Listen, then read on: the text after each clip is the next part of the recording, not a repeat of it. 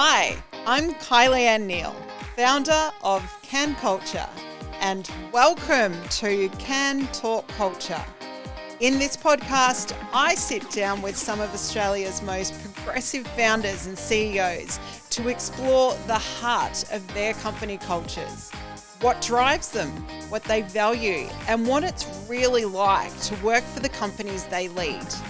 You'll also find occasional episodes packed with practical HR insights to help you build safer, stronger, and more trusted workplaces.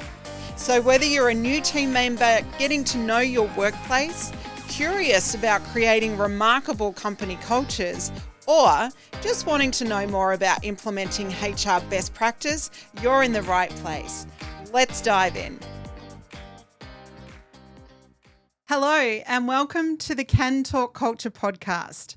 I'm Kylie Neal, your host, and today Tammi McDermott joins me from LAWNCH. Welcome, Tammi. Hello, Kylie. Hello, Thank you Tammi. so much for having me today. Thank you very much for coming in today.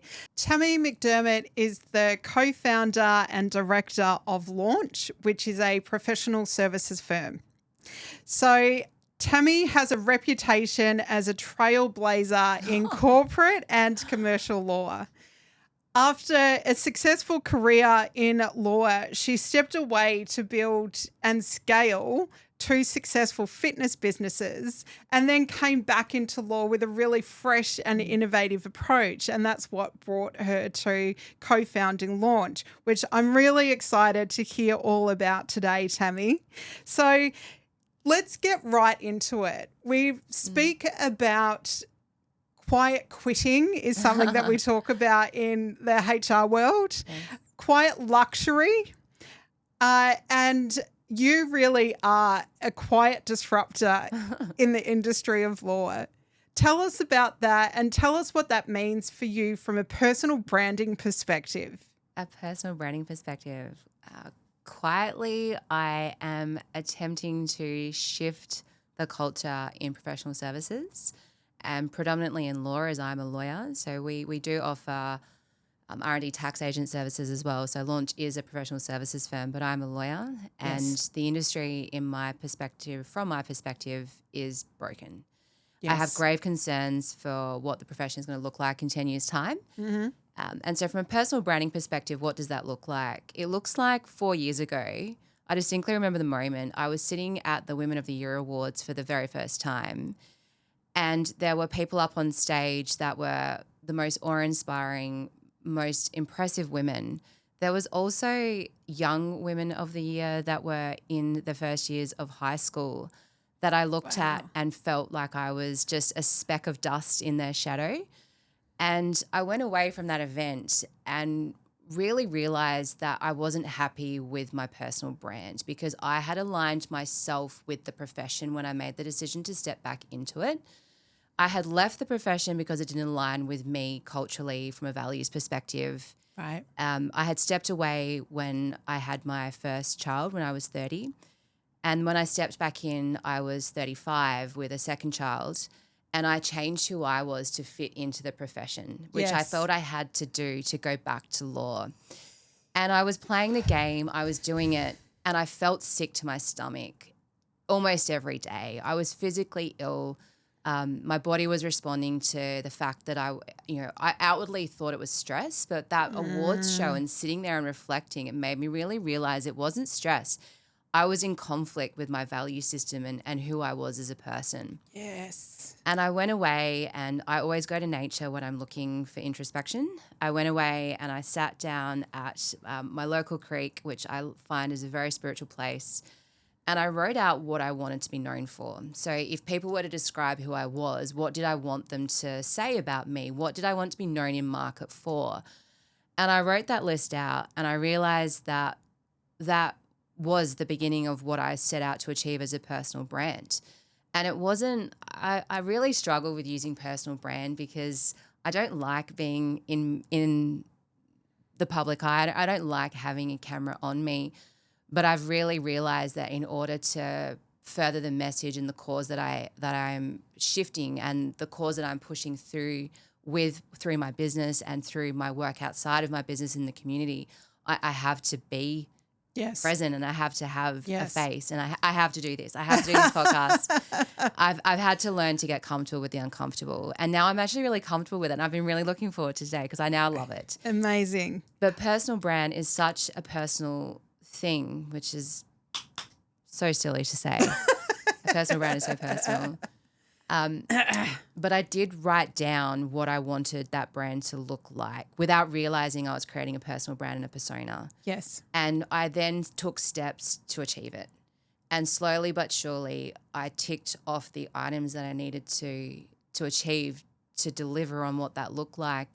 And now the greatest sense of achievement that I have is when I hear in market the reputation that I have in market. And that makes, I'm getting goosebumps just thinking about it, because I don't love it because it makes me big or it makes me feel important. I love it because it means that if I can shift, everybody can shift. Yeah.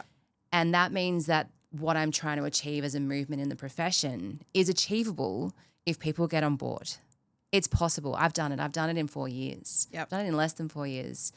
And it was a very conscious decision to change, and it's achievable, Kylie, and I'm excited. So my hope is that more women, more men, more early professionals hear this and really realize that you don't have to accept mediocrity in culture. You don't have to accept mediocrity in the profession. And that doesn't mean that you are entitled to be entitled. Yep. And it doesn't mean that you are able to demand things that aren't quite ready to be yours to demand. It means that you can demand to be treated with respect, and it means that you can demand the profession to shift, because I've done it and I'm so happy and so lit up inside that I've managed to achieve it, and because it tells me that anyone can. Wow. Yes.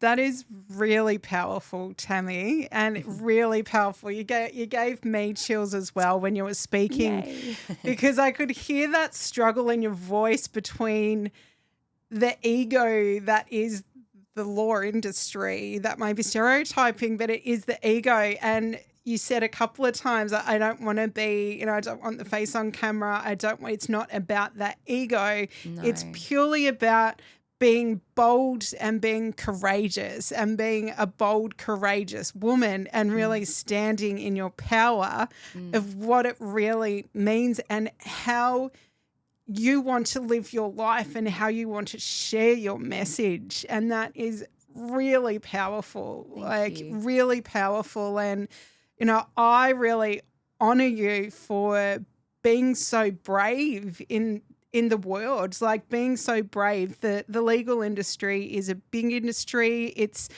obviously a very stifled industry. Very much so. And it takes, if you think back to when you were a school leaver going, I want to study law. And then you get to today, for the journey that you've been through to work within the depth of what the legal profession is, and then stepping out and just going, I want to throw it on its head. I want to stand courageously in what I can take with my skills and learnings as being a lawyer, and how I can contribute to society in a much more passionate and purpose-filled way. It is so powerful. I honor you. I commend you. Well done. Thank you. It's look, there's been moments that I literally vomit from the stress. And I actually have a friend who runs a very successful business. She has a staff of 30. I look up to her so much. She's called Amber. And Amber said to me once, she said, that feeling that you get and there's a voice and you've got to push that voice down. She said, give it a name. And then when you hear that voice, you talk to it and you pretty much say, fuck off. Fuck off, mate. I'm doing it anyway. So I acknowledge you. You're there. Great. Let's go. I hear you. I feel you. I'm doing it anyway. And I'm a mother. You're a mother. Yes. Most of us are mothers if we're fortunate enough to have that if we choose to. I look at my daughter who is 11 years old and she is a budding professional. Yes. There's no other path in front of her that I can see, despite her having she has aspirations to be a vet, which I know that she won't be able to do because she can't stand blood or mess. I know that my little girl is the one that walks into doorways because her head is in a book. she is going to be a professional. I know it, my hand on heart. And who am I to look her in the eye and not do what I'm doing? I wouldn't be able to live with myself as much as I really struggle with the decisions that I make, Kylie, because there's moments like this week alone, I've not been home 3 mornings and I've not been home 3 nights. So there's been a period of 3 days where I've not seen my child. Well, I have 2 children and my son, hello, I love you too, very much so. But I haven't seen my children, and my daughter very much needs her mum. Yes. And so I know that I'm letting her down in some respects, but I'm doing it for her and for all of our daughters, because I want them to step into a profession where it's not even a talking point that they're paid 11.5% less than their male counterpart. It's not even a discussion point that there are less than 10% female executive leaders on the ASX listed board of directors. It's not even a talking point. It's just there.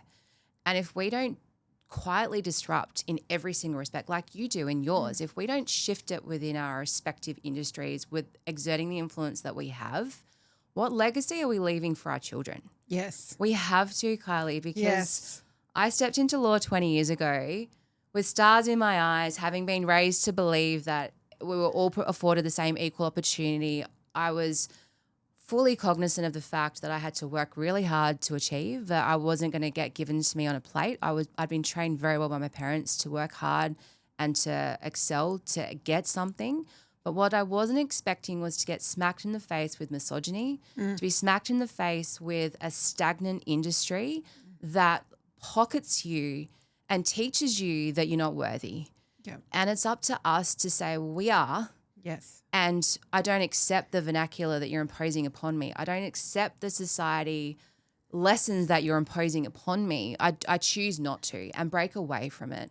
And that's the quiet part, because I hear it and I still encounter it. I was sacked by our largest client earlier this year because I didn't have a male senior lawyer that could represent them. Wow.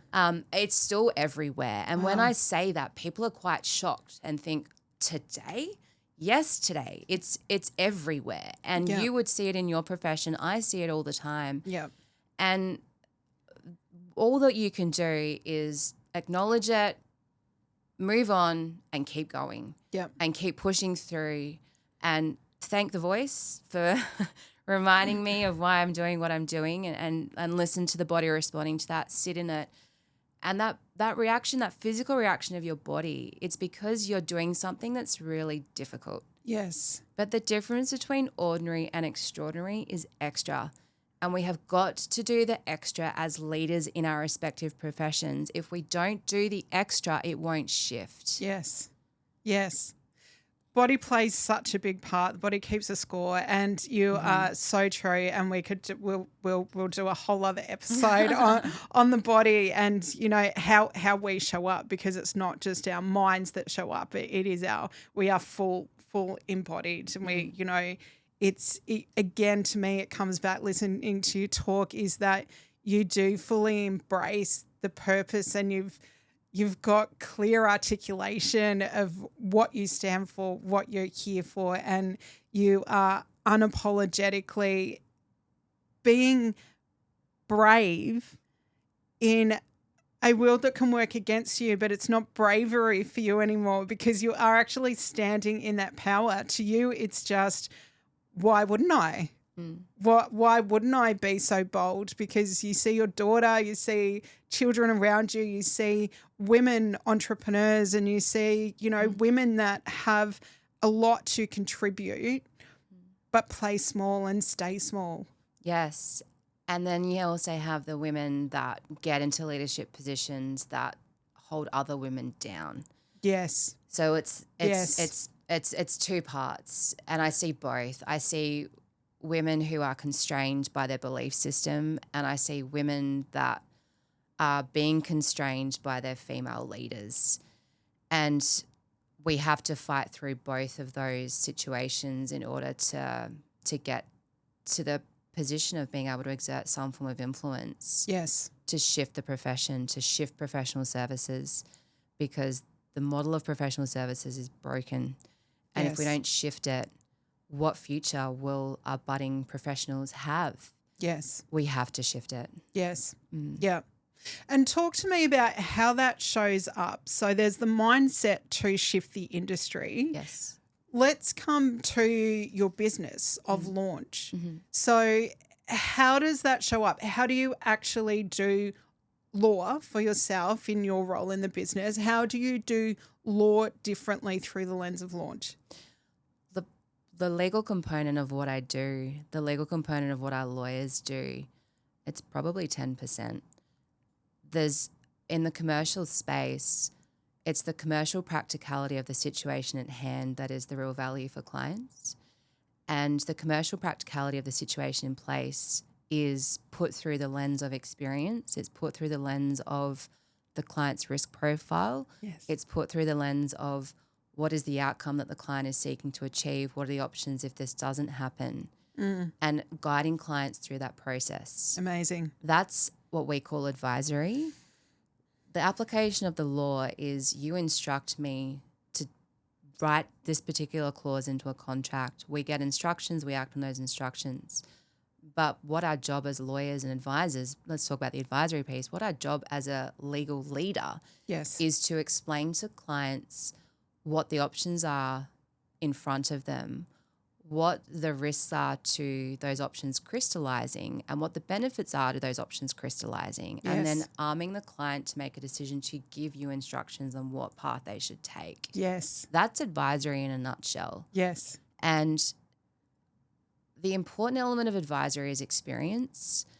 It's also what you can't get from AI. Yep. AI cannot tell you what to do in that particular situation to get the outcome that you're seeking.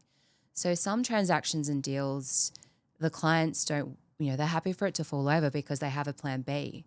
Others don't have a plan B and they're cooked and they just need it to happen. If they need it to happen, then you're not pushing back on 50 different clauses. You're just pushing back on the clauses that may necessarily affect a particular area of the contract for the client. It's measuring what the client wants to achieve and overlaying that with how we are transversing with the opposition on the other side. Yes. And that is something that I don't see in the law firms that I'm speaking with every single day. I don't understand why. My co-founder, Ben Toomey, and I, we started Launch with a very clear vision of arming clients with the information that we want as consumers ourselves. So when you're going out and you're engaging a marketer, you don't know what you want. You want them to tell you what you want and you just want it to work. And I don't want to have a conversation about it. I just want you to tell me, do this. And I don't even want you to tell me what to do. I just want you to do it. And then measure the success, refine and move on. And I think that's the same for legal services. Clients don't want to have conversations about this and that and do this and don't do that. Clients just want a great outcome. And our job as their lawyer is to figure out what that outcome looks like for them, because a great outcome is different for every single client. And lawyers don't do that because we're trained as a profession to mitigate every potential risk, to caveat everything, to advise clients on X, Y, Z. It's legally we're obligated to do so much from a risk mitigation perspective, from our insurance perspective, which we can do in an email after you've had the conversations with the client. Yes. So we can still cover ourselves professionally. Yes. And give the advisory element of what a client is looking for. Yeah. And it's such an important component of professional services that seems to be missing. It's the service element of professional services. And I think the legal profession, there's a prestige attached to it. I don't know if there is anymore, but there very much was. There was. I don't know if there still is. Do you think there still is? Yes, definitely. Okay. Definitely. But what is it that's prestigious about it? What is it to you? It's so foreign to me that it's prestigious because our industry stinks. So what is it that's prestigious through your eyes? I feel like, well, from my experience, if I can talk about it from a HR perspective. Sure. So in my career, I've worked in companies that have an in-house legal team, or if there's something that needs to be outsourced and escalated from an employment law perspective, that's the lens that I can look at it through. And in my experience of lawyers, it is the HR is the connection to the business, even when it's in-house. Mm-hmm. And the lawyers will sit in the room, they'll take a briefing, they'll give the briefing back for HR to go out to the business, because they don't they don't have the commercial acumen and they don't see it as their role. So, they can be, and I'm very much generalizing here, but this is just based on my experience. Some of the lawyers that I've worked with before they have an elitist mindset, which I think comes from that I'm going to, study law because I guess traditionally it comes with this very elitist. You need to have a very good score in high school to become a lawyer. You need to study very hard to become a lawyer, and you need to have the intellect to become a lawyer. So I feel like even from when we're at school, it's a lawyer and a doctor and those types of professions require a really high academic score. And so when you translate, from my perspective, when I look at it through a human lens, and there's, I think there's 5 different types of intellect, and academic intellect is one of those intellects. But when you look at the complexity of workplaces and what the requirements are, sometimes that academic lens disables them from being able to see the whole picture and to work really commercially. That would be my take. Got you. I understand through that lens. I understand the prestige, even society. So lawyers and doctors are afforded privileges when you're applying for home loans that are different to only we get them. So I do like that part. But I don't think our industry is worthy of the prestige that it is attached to in today's society. I think society is no longer willing to tolerate the culture that systemically exists within law firms. And that's why I have grave concerns for the profession moving forward, in that if we don't shift the culture for clients and for staff, our profession won't exist. So just as a high level, legal registrations have declined in Queensland, and that is even factoring in the number of lawyers that have relocated from Sydney and Melbourne here through COVID, and we've still managed to decline in registration numbers. Law firm numbers are declining. So I've been watching the registrations for law firms on the Gold Coast and in Brisbane, and registrations are declining, and they're declining at a lower level. So the seniors are staying, but there's a real gap in market between the 3 and 10 years experience level, post-admission experience level. People are leaving the profession. They're no longer tolerating the culture that exists within law firms. And conversely, I'm picking up clients, Launch is picking up clients that are leaving top and mid tiers because they no longer are willing to tolerate the lack of service, the lack of advisory, the lack of support. There's a huge shift in what society is willing to accept. And if we don't get on board as legal professionals, as HR professionals, we won't have professional services in 10 years, because the only people that will be left doing it will be 100 years old. You won't be able to replenish, and without replenishment, you don't have a future. Yes. It doesn't exist. Yes. Yeah. Yeah. Let's talk a second for advancements in tech.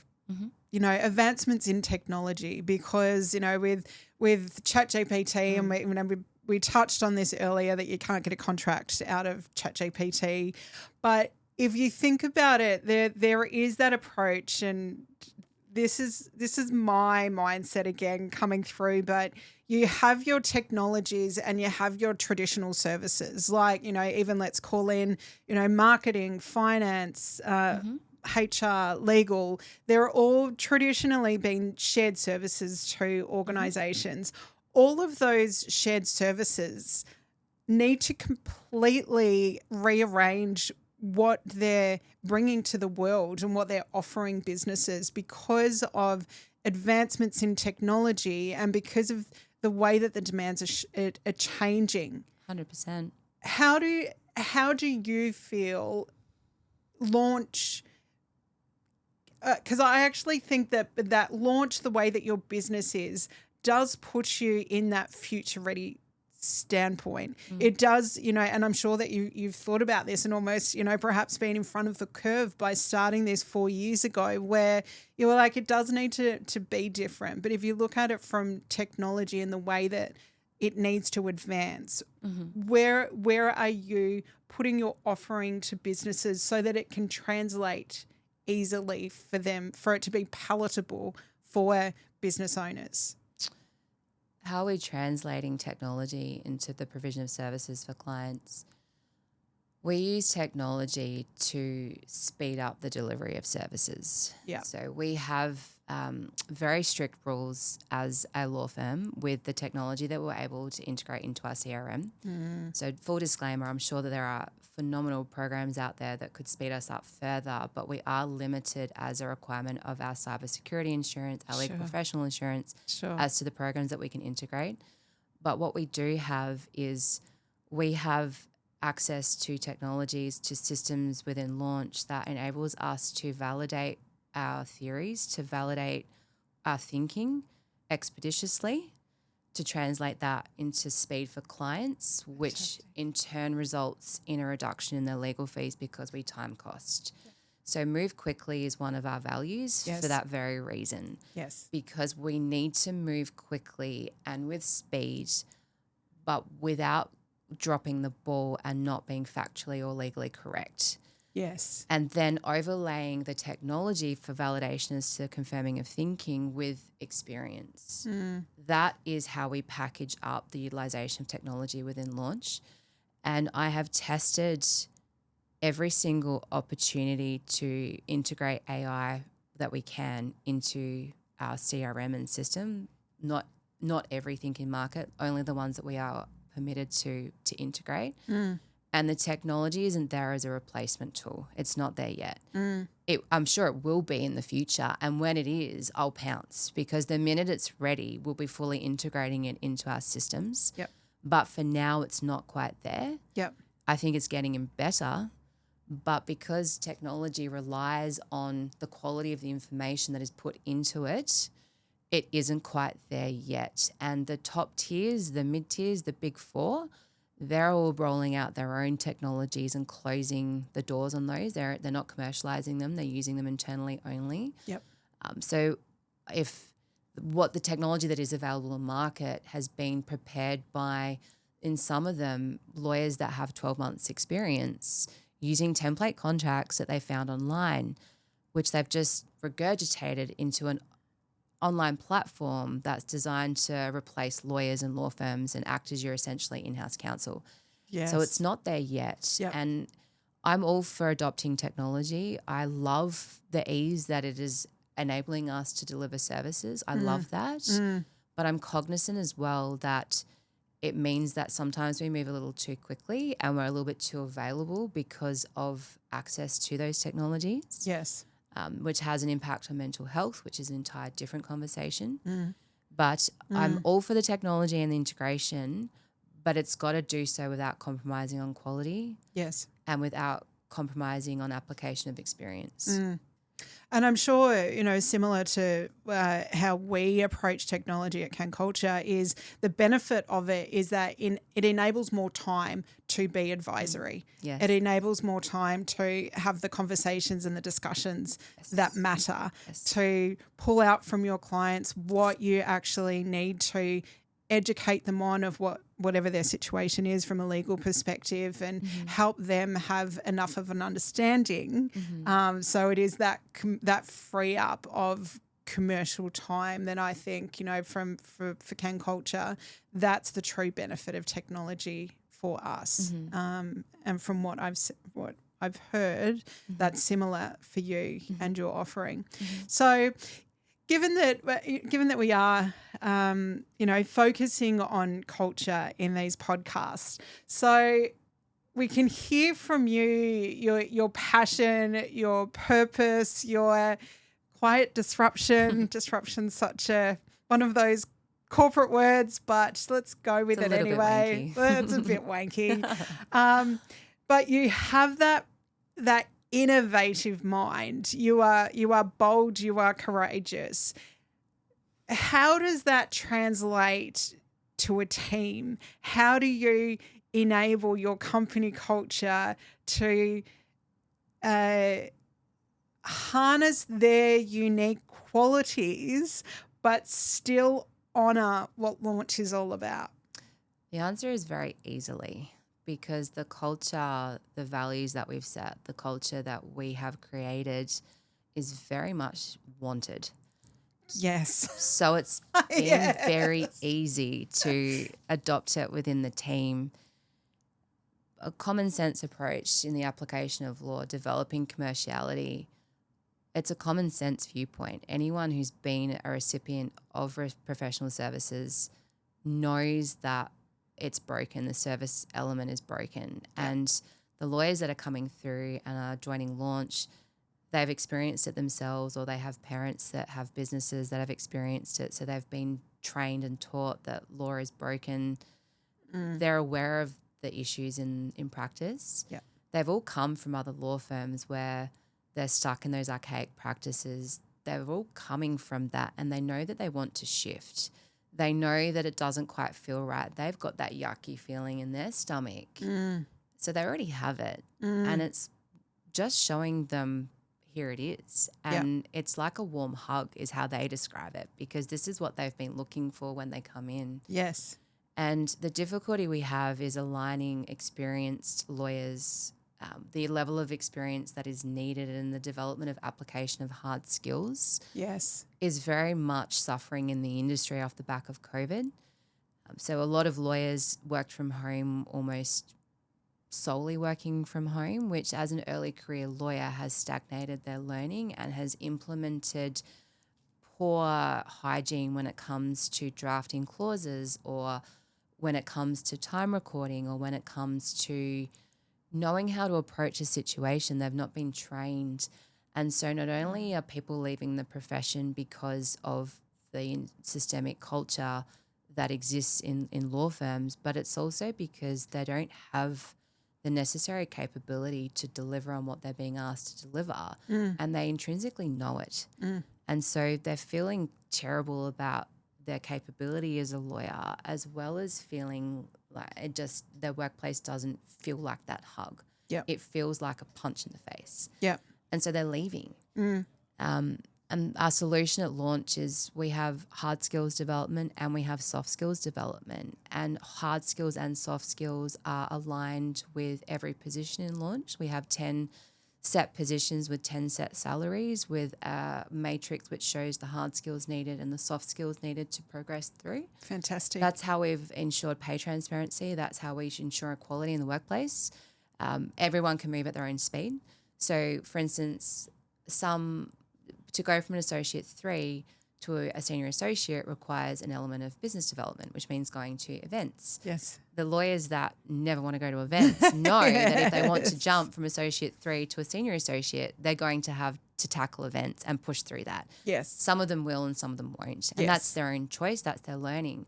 But instead of sitting in a law firm and staying as an associate for 5 years with no one articulating to them why they haven't jumped to a senior associate, I've been able to give them that map.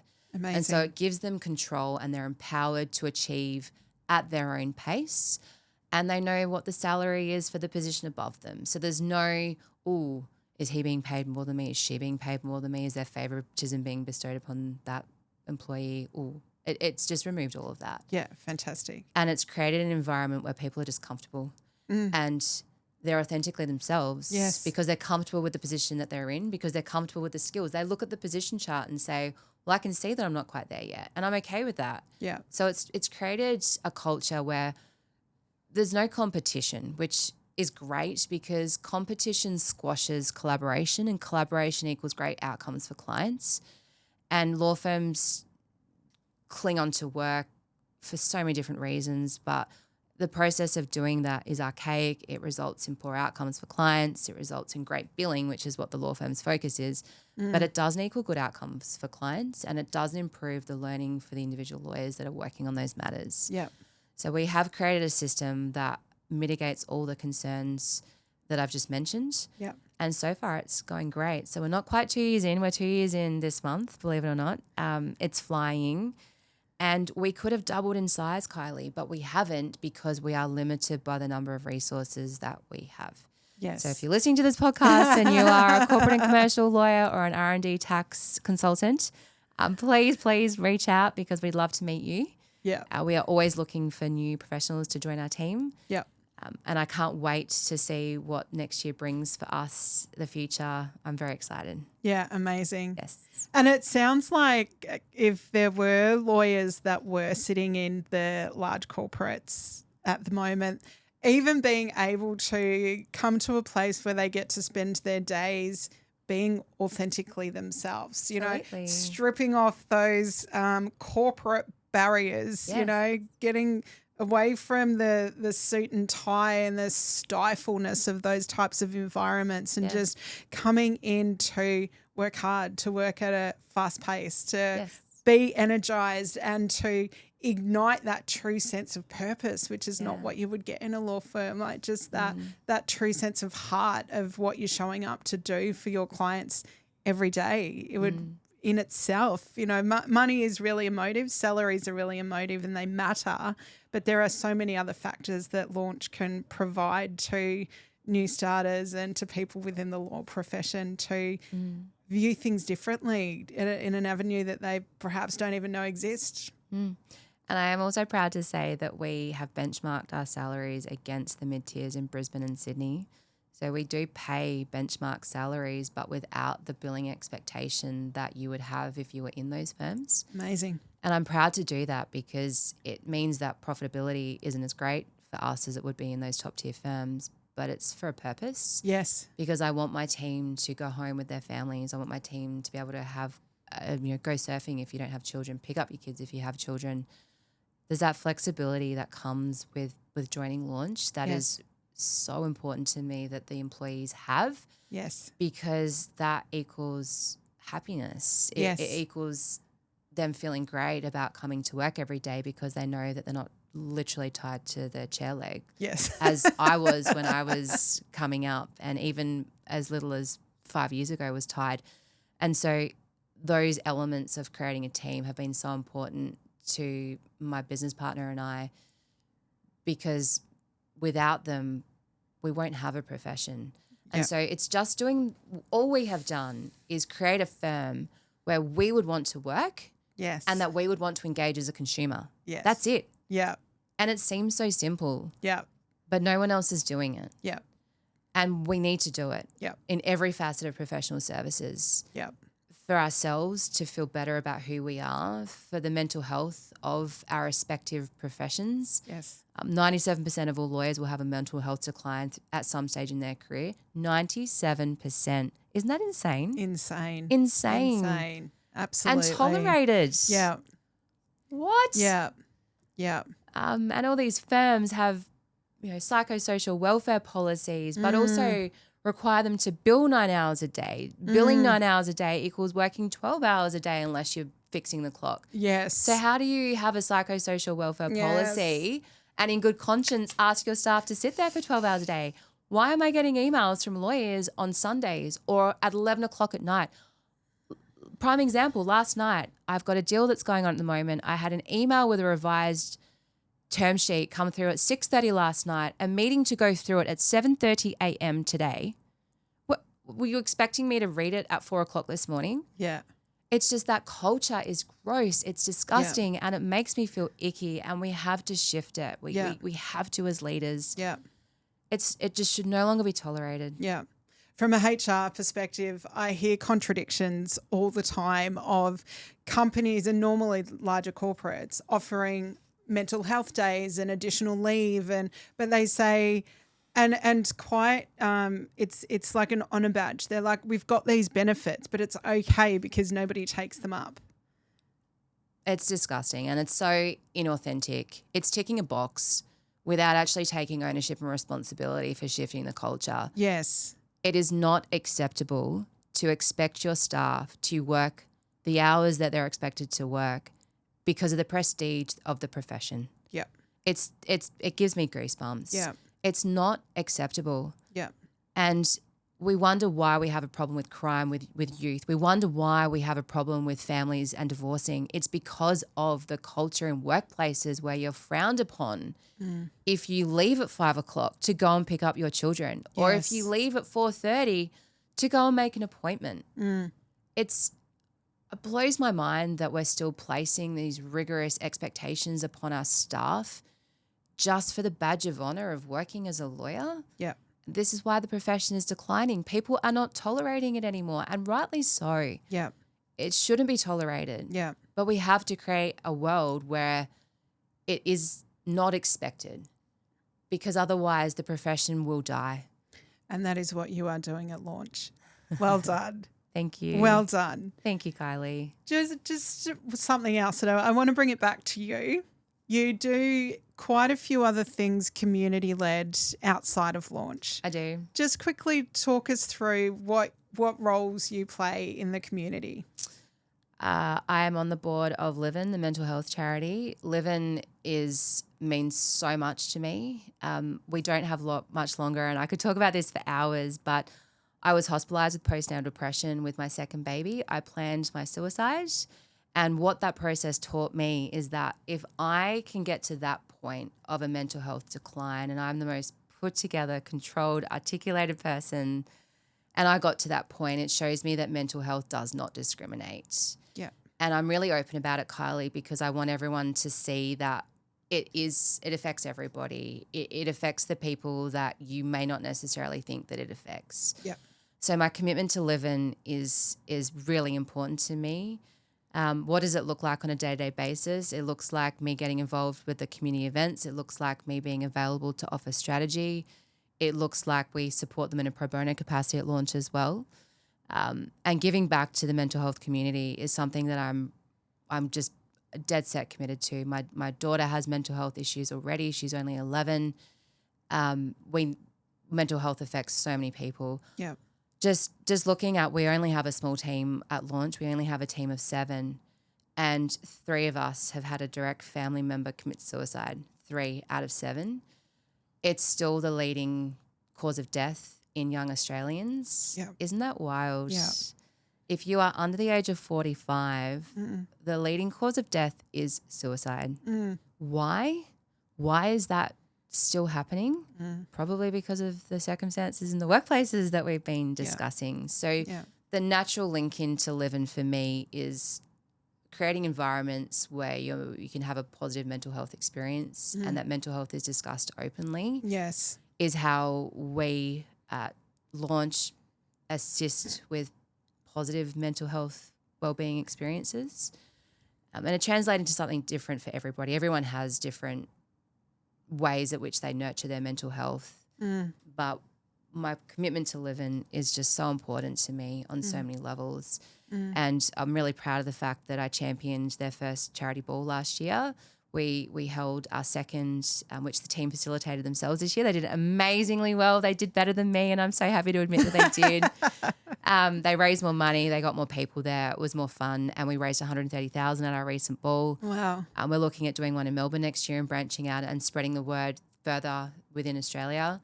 And I could not be more committed to the cause of LIVIN. Yeah, fantastic. Well done.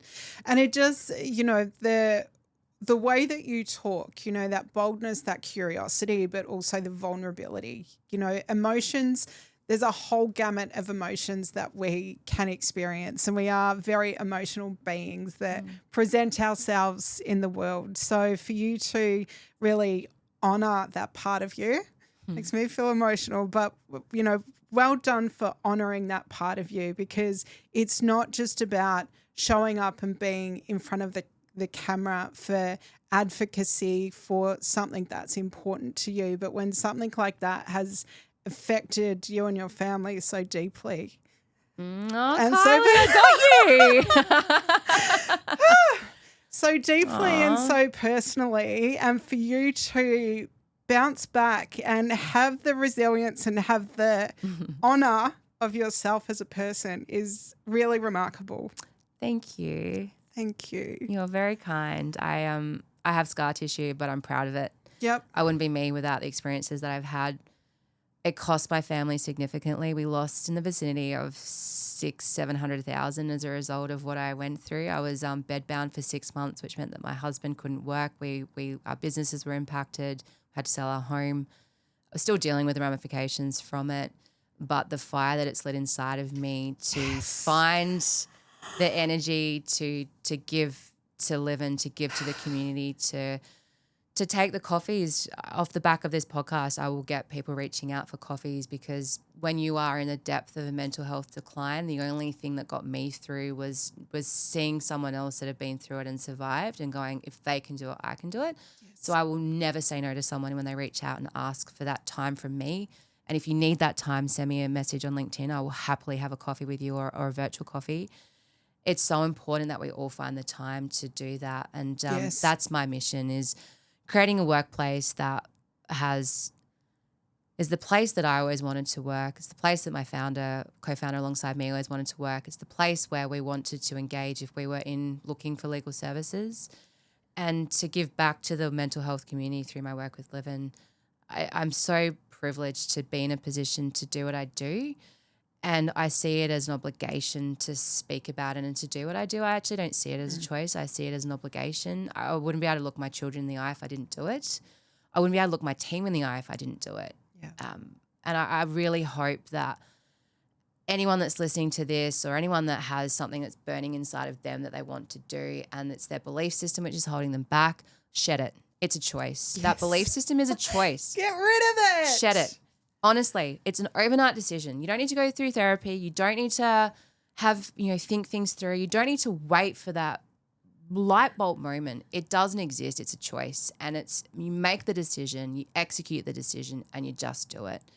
And if anyone wants to talk about their purpose and that they've made that decision, I really welcome the chance to meet you, because one of the greatest areas of joy in my life has been meeting people like you, Kylie, and meeting other women that are lit up inside with purpose. Yes. We find each other. Yes. Life is joy, like magnetizing. Yes. And I can't wait to meet more people that have found their purpose and are living it. Yep. I love that. There's no greater joy in life for me. Is there for you? No. Nothing's better. Nothing. It really is amazing. Like getting rid of your boundaries and getting out of your own way and really standing in your true sense of purpose is really something that unfortunately not everyone experiences in their lifetime. They can't see it. They can't grab for it. And it's, sometimes it's really difficult for people to, particularly if they've suffered severe mental health issues, it's really difficult for people to stand in their power and to go, this is who I am, like unapologetically. I've got something amazing to give to the world, and I'm not afraid to say that it's amazing. Yeah. People play small, and they don't need to. Don't play small. Don't play small. Don't play small. Just play. Yes. Just play. Yes. And step into your light, because everyone has one and everyone's light is different, and let it be seen. And it is a choice. And if you are going through a mental health decline, I managed to see my light because medication helped me. Mm. And then through therapy, I really was ready to then shed the medication and step into it on my own. It was a choice though. And the choice to shed the old stigma of, I've got to change who I am to be a lawyer. That decision that I made 4 years ago after attending the Women of the Year Awards, I wrote down what I wanted to be known for and what I wanted to then do to achieve that, and I've done it. And anyone can just shed it, make a decision, shed it, step into the light. Yeah. Feels so good. Do it. So good.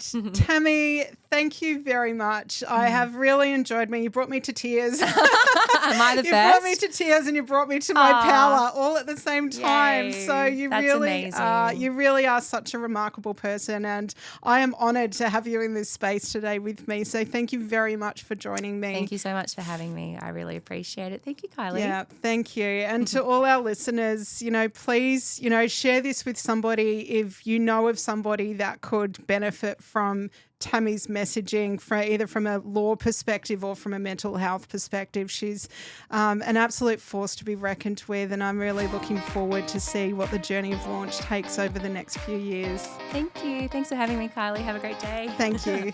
Thanks for joining me on Kan Talk Kulture. I'm Kylie Anne Neal. I hope today's episode gave you a clearer view into the values driving your workplace, or sparked new ideas about building a remarkable company culture. If you're a founder or CEO interested in sharing your culture story, or if you're looking to build a safer, stronger, and more trusted workplace, let's connect. Visit kanculture.com. That's KANKULTURE.com to learn more. Please hit that subscribe button to hear more real conversations with founders and CEOs and hands-on episodes full of people-first culture advice. I look forward to connecting with you on our next episode.